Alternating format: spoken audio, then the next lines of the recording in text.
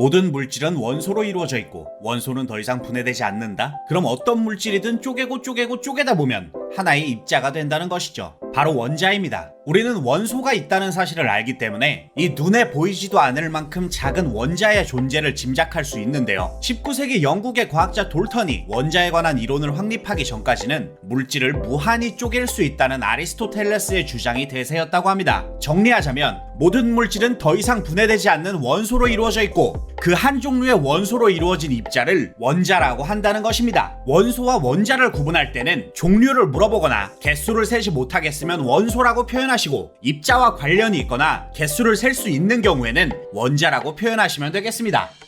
수소 원자 한 개의 크기는 1억 분의 1cm입니다. 원자 1억 개를 한 줄로 세우면 1cm가 된다는 것이죠. 또 과학기술이 발달하면서 과학자들은 이 작은 원자도 무엇으로 이루어져 있는지 알아냈습니다. 바로 원자핵과 전자입니다. 원자핵과 전자에서 가장 중요한 것은 전기적 성질인데요. 원자핵은 전기적으로 양성입니다. 플러스 전하를 띈다고 표현하죠.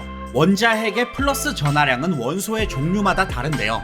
수소 원자의 원자핵은 전하량이 플러스 1이고 헬륨은 플러스 2, 리튬은 플러스 3 등등등. 현재 알려진 118종류 원소의 원자핵은 전하량이 플러스 1인 수소부터 플러스 118인 오간에손까지 있는 것이죠. 이 원자핵의 전하량으로 원소 번호 또한 붙입니다. 원자핵의 전하량이 플러스 1인 수소는 원소 번호 1번이고 원자핵의 전하량이 플러스 118인 오간에손은 원소 번호 118번이죠. 그러나 하나의 원자가 통째로 띄고 있는 전하는 이론적으로 플러스도 마이너스도 아닌 중성입니다. 전기적으로 음성인, 즉 마이너스 전하를 띠는 전자 덕분인데요. 원자핵은 원소마다 전하량이 달랐지만 모든 전자의 전하량은 마이너스 1입니다. 따라서 원자가 중성을 띠는 이유는 수소는 1개의 전자를, 헬륨은 2개의 전자를, 오간에손은 118개의 전자를, 즉 원자핵의 플러스 전하량만큼 전자를 지니기 때문인 것입니다. 이제 원자와 원자핵, 전자의 크기를 비교해 보겠습니다. 지금까지 보신 원자의 그림은 보기 좋게 나타낸 개념도일 뿐이었습니다. 실제 원자핵을 농구공 정도의 크기로 확대해도 전자는 눈에 보이지 않을 정도로 작은 점입니다. 그렇기 때문에 원자의 무게는 대부분 원자핵의 무게인 것이죠. 전자의 무게는 거의 무시해도 될 정도입니다. 이제부터 여러분의 상상력이 조금 필요해집니다.